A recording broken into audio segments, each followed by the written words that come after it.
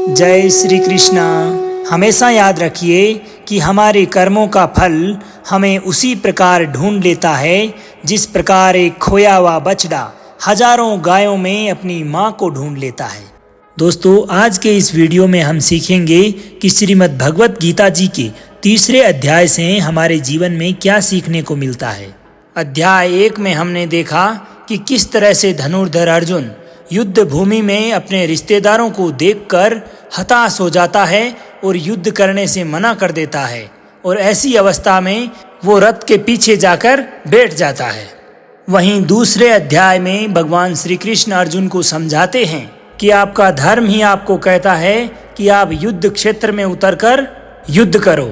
दूसरे अध्याय में भगवान श्री कृष्ण अर्जुन को 2 मार्ग बताते हैं, पहला निष्काम कर्म योग और दूसरा ज्ञान योग। इससे पहले कि आप श्रीमद् भगवत गीता जी के तीसरे अध्याय की शिक्षाओं में खो जाएं, अगर आप चैनल पर नए हैं तो चैनल को सब्सक्राइब कर बेल आइकन को जरूर दबाएं ताकि आगे आने वाले अध्यायों का पूरा ज्ञान आपको मिल सके।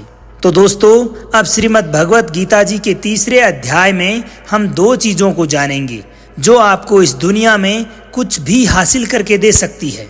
इसमें हम यह भी जानेंगे कि हम क्या हैं और हम अपने मन को अपने काबू में करके अपनी सभी बुरी आदतों को किस प्रकार से त्याग सकते हैं तथा अपनी मनचाही मंजिल को कैसे प्राप्त कर सकते हैं। तो चलिए विस्तार से जानते हैं श्रीमद् भगवत गीता जी के तीसरे अध्याय से मिलने वाली सीख और शिक्षाओं के बारे में। श्रीमद् भगवत गीता अध्याय 3 कर्मयोग।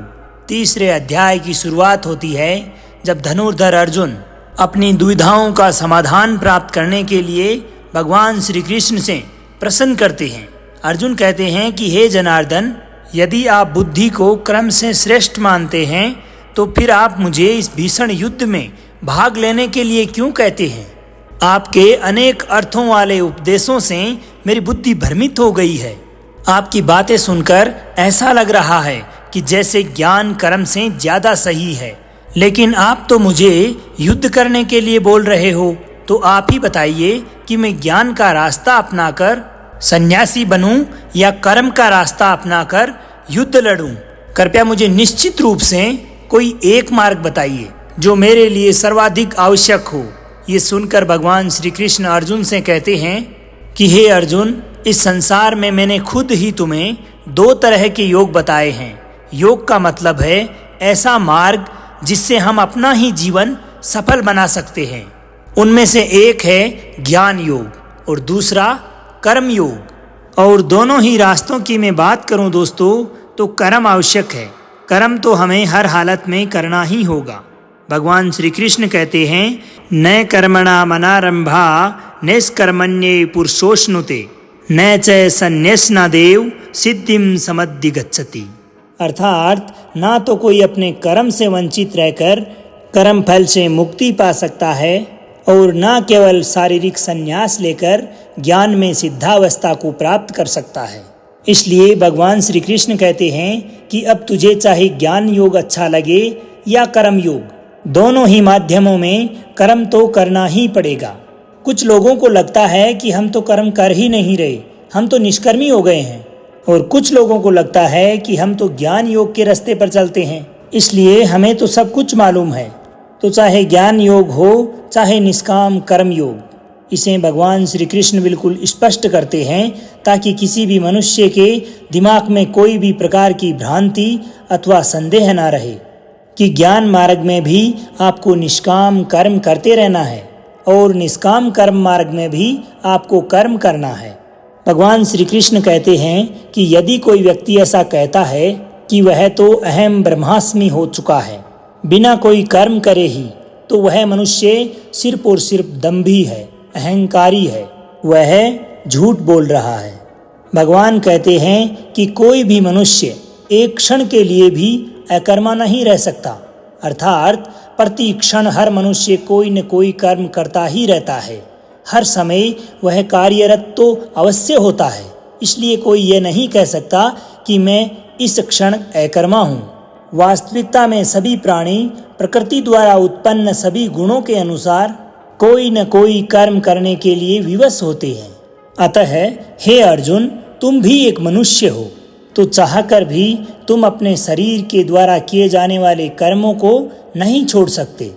उदाहरण के लिए, जिस प्रकार तुम्हें हर क्षण जीवित रहने के लिए श्वास तो लेनी ही पड़ेगी, अगर पेट है तो भोजन अवश्य ग्रहण करना पड़ेगा, और तुम इन सब क्रियाओं को किसी भी शक्ति के माध्यम से अगर रोकना भी चाहोगे, तो क्या निश्चित है कि तुम अपनी इच्छाओं के बारे में नहीं सोचोगे। कहने का तात्पर्य है कि तुमसे जाने अनजाने कर्म तो हो ही जाएगा, क्योंकि तुम मनुष्य हो, और मनुष्य होने के साथ साथ तुम तो एक क्षत्रिय भी हो, इसलिए अपने धर्म के साथ भी बंधे हो। इसलिए हे अर्जुन, तुम्हारे लिए संन्यास के रास्ते से ज़्यादा उचित है कर्म का रास्ता। मतलब ज्ञान योग के स्थान पर कर्म योग ज़्यादा उचित है। इसलिए तुम यह सोचते हुए कि ये काम तुम बिल्कुल नहीं कर रहे हो, बल्कि इस प्रकृति के अधीन होकर तुम्हारा शरीर कर रहा है, किसी भी प्रकार के फल की इच्छा किए बिना कर्म योग करो।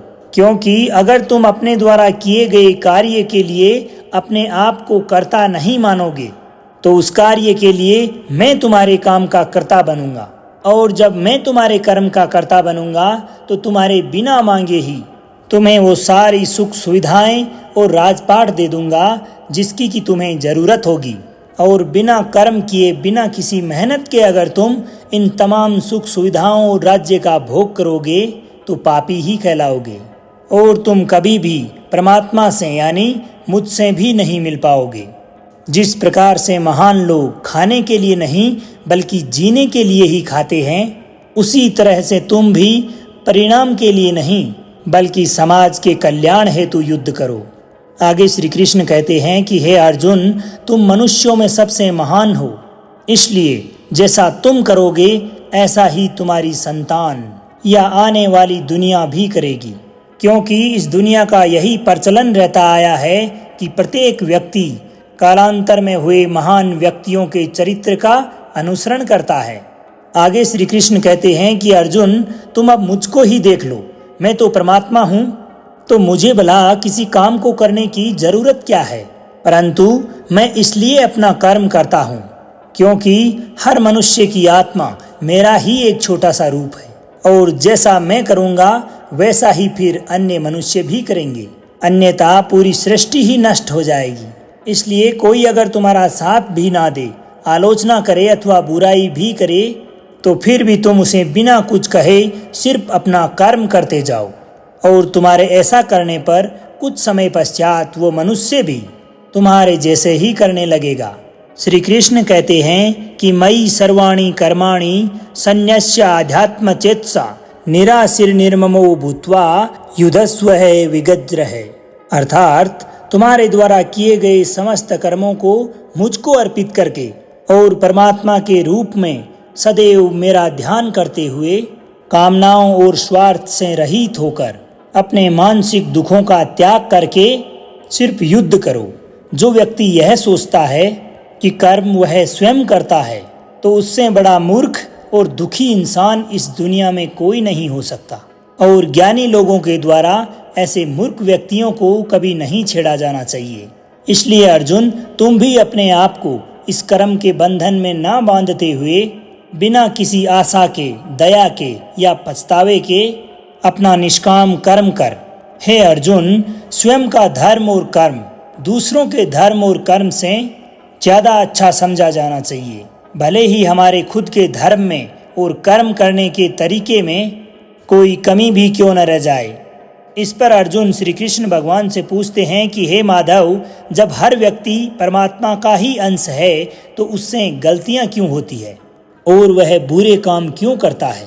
तो भगवान श्री कृष्ण बताते हैं कि हे अर्जुन, मनुष्य का शरीर भोग विलास करना चाहता है, क्योंकि मनुष्य की प्रकृति ही वैसी ही है। इसलिए अगर उसकी इच्छा पूरी नहीं होती तो उसको आता है क्रोध, और जिस तरह धुएं की वजह से जलती हुई आग नहीं दिखाई देती, उसी की भांति काम और क्रोध के धुएं में मनुष्य को उसका धर्म, कर्म और परमात्मा भी दिखाई नहीं देता। और इसी वजह से क्रोध और कामना के वश में आकर मनुष्य अपने इंद्रियों और मन पर नियंत्रण खो देता है और ना चाहते हुए भी बुरे काम और गलतियां कर बैठता है। हे अर्जुन, तू हमेशा याद रखना कि इस शरीर से ज़्यादा शक्तिशाली इसकी इंद्रियां हैं और इंद्रियों से ज़्यादा शक्तिशाली है हमारा मन। मन से शक्तिशाली है बुद्धि और बुद्धि से ज़्यादा शक्तिशाली हो तुम यानी कि आत्मा। इसलिए हे अर्जुन, तुम अपनी आत्मा से अपनी बुद्धि को वश में कर। बुद्धि मन को वश में करेगी और मन इंद्रियों को वश में करेगा और इंद्रियां करेगी तुम्हारे शरीर को वश में, यानी तुम्हारे कर्मों को। दोस्तों, अगर हम भगवान श्री कृष्ण के द्वारा बताई गई बातों को आज के ज़माने के हिसाब से समझें तो परिणाम दो ही तरीके से आते हैं, ज्ञान और कर्म, मतलब नॉलेज और एक्शन। लेकिन दोनों ही अलग अलग है और आज के ज़माने में हम इन दोनों चीज़ों को आपस में जोड़ करके देखेंगे। हमारे लिए ज्ञान भी उतना ही ज़रूरी है जितना कि कर्म। तो अब ज्ञान का मतलब ये नहीं है कि कोई विद्यार्थी परीक्षा को उत्तीर्ण करने के लिए या कक्षा में अव्वल आने के लिए मात्र अपने सिलेबस को रटता रहता है, बल्कि ज्ञान का असली मतलब यह है कि आप सर्वप्रथम यह जानो कि आपका लक्ष्य क्या है, टारगेट क्या है, आपकी क्षमता, आपकी योग्यता और आपकी कमजोरी क्या क्या है, और इन सब को मिलाकर आपके टारगेट को अचीव करने की, आपके लक्ष्य तक पहुंचने की आपकी योजना क्या है, आपने क्या प्लान किया है। यह है आपका नॉलेज यानी कि ज्ञान योग। इसके अलावा आपको एक और चीज़ जाननी चाहिए कि आप एक शरीर नहीं बल्कि आप एक आत्मा हो। आपकी आत्मा यानी आप स्वयं अपने विचारों, अपनी भावनाओं और अपने क्रियाकलापों से बहुत ऊपर हो। और आप यदि ऐसा सोचकर अपना कर्म करोगे तो मैं पूरे दावे के साथ कह सकता हूँ कि आप सभी परेशानियों से ऊपर उठ के अपने टारगेट तक पहुँच जाओगे। इसके पश्चात इसी अध्याय में एक दूसरा रास्ता बताया गया है, कर्म योग, यानी कि आपके द्वारा किया गया कार्य, आपके एक्शंस। कर्म के लिए परमात्मा ने ये बोला है कि हमें कभी यह नहीं सोचना चाहिए कि कोई भी कार्य जो किया जा रहा है उसके कर्ता हम हैं, यानी कि ये काम मैं कर रहा हूँ, ऐसी भावना कतई नहीं होनी चाहिए। और जब हम ऐसा सोचेंगे कि किसी कार्य के कर्ता हम नहीं हैं, हमारे द्वारा ये नहीं किया जा रहा, तब इसके दो फायदे होंगे। एक तो यह है कि आप अपनी मेहनत के परिणाम को लेकर चिंतित नहीं रहोगे और दूसरा यह है कि आप भावनात्मक रूप से स्थिर होकर अपना सर्वोत्तम प्रयास कर पाएंगे। इसके साथ साथ आपको कभी भी आपके बुरे अथवा अच्छे परिणाम के लिए अपने आप पर लेकर कभी दुख नहीं करना चाहिए, क्योंकि भगवान श्री कृष्ण के उपदेश के अनुसार मनुष्य को तो केवल और केवल अपना कर्म करने का अधिकार दिया गया है, उसके परिणामों का नहीं, ना ही उनके बारे में सोचने का। तो चिंतित होने का तो सवाल ही खत्म हो जाता है। इसके अलावा आप अपनी किसी भी बुरी आदत से कैसे छुटकारा पाएं, इसको भी बड़े आसान शब्दों में बताया गया है कि आप अपने आप को उस परमात्मा का एक छोटा सा रूप यानी कि आत्मा समझें और आत्मा के ज्ञान से ही अपने मस्तिष्क यानी कि सोचने की क्षमता और विचारों से अपने मन को काबू में करना सीखें। और इसके पश्चात आपका मन स्वतः ही आपके फिजिकल सेंसेस अर्थात शारीरिक क्रियाओं पर क्रियान्वित होने वाली इंद्रियों को काबू में कर लेगा। और आपकी इंद्रियां एक बार काबू में हो गई तो फिर गलत आदत को छोड़ना तो क्या, किसी भी कार्य को करने में कोई मुश्किलात नहीं होगी। तो दोस्तों, उम्मीद है कि आप लोगों को श्रीमद् भगवत गीता के 3रे अध्याय में भगवान श्री कृष्ण के श्रीमुख से निकली हुई ये ज्ञान की बातें जरूर अच्छी लगी होगी और आपको इनसे बहुत कुछ सीखने को भी मिला होगा। तो एक बार इस वीडियो को लाइक करके कमेंट सेक्शन में श्री राधे राधे अवश्य लिखें। और अब आज्ञा दीजिए आपके मित्र सांवर चौधरी को। मिलते हैं श्रीमद् भगवत गीता के 4थे अध्याय की ज्ञानवर्धक बातों के साथ। जब तक के लिए खुश रहिए, मुस्कुराते रहिए, अपने जीवन में आगे बढ़ते रहिए और प्रेम से बोलिए श्री राधे राधे।